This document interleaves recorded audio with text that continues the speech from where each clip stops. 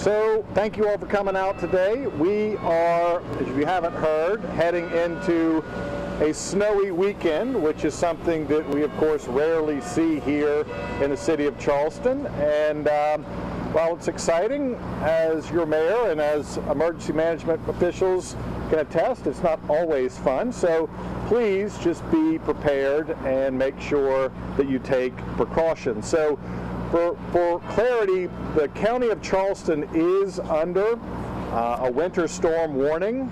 We are expecting record-breaking temperatures across the region, with temperatures getting as low as in the 20s. Sometimes with the wind chill would come into the single digits.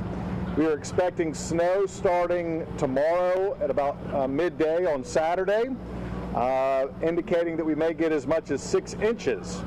So again, get your snow shovels ready and your mittens ready and ready to build snowmen. Monday might be slightly warmer, but we are remaining concerned about black ice. So I ask you to check on your neighbors, make sure you are taking precautions with your home. And for those that might need it, we are opening a warming shelter at the Shaw Center on Mary Street starting tomorrow at noon. We have also, in terms of preparation, you'll start seeing salt that has been being spread out in different parts of the city as a precaution. And remember that bridges do ice before roadways. So really, ladies and gentlemen, what we're here to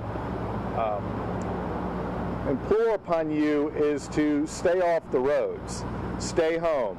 We don't really have the equipment to manage this kind of winter weather, so we just ask you to be respectful of that and make sure that we're not putting our emergency personnel in unnecessary danger. So we will be keeping you updated throughout the weekend as things progress and we get a little bit more accurate on the forecast, but there's no doubt about it. It is going to be very cold and a high likelihood of snow and ice. So enjoy it, have a good time, but please be safe. And I sure as hell don't want to see any donuts from cars in the middle of Broad Meeting Street like we had last time. So no yahoos. Thank you all very much. I'll turn it over if any questions. All right, it's pretty easy, guys. So, Mayor, you got to be proud of that salt and sand burn that you got working up there on Northern King. I was with them at 5 a.m. this morning. They're sure working hard. You're proud of them. I'm proud of my folks. We've been, we try and be proactive when we have these things. I mean, it's better to be a little bit safer than sorry. So we just want to, prepare for the worst and hope for the best, right? What else we got? Have equipment to kind of utilize some of these storms to the biggest extent. Are there any areas that are getting a priority when it comes to some of the salt? We're working hand in hand with the county, with the other municipalities. We're trying to keep it in areas that are high traffic areas, obviously, but we obviously have limited resources, and yeah, this is not a city that invests heavily in snow removal equipment, and I think the taxpayers are just fine with that, but we got to deal with certain situations occasionally like what we have here this weekend. Major message is to stay off the roads when the snow or ice does come, but now is the message just to be proactive. Yeah, so again, be proactive. Make sure your pipes are dripping tonight, that sort of thing. Again, folks that live here too, we don't have the equipment.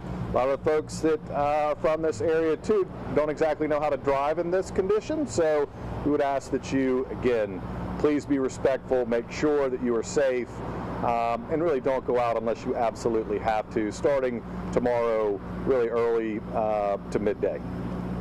And of course that's to mitigate any, reason to put the first responders in That's any right. sort of extended danger. Can you just touch on that? Yeah, they don't know how to drive on ice either, so no, I'm kidding.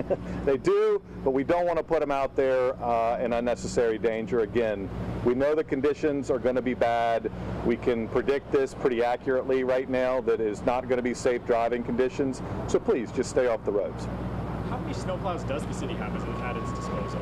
It's a trick question. We have some equipment that can be put on to trucks, but we have 4 plows in total.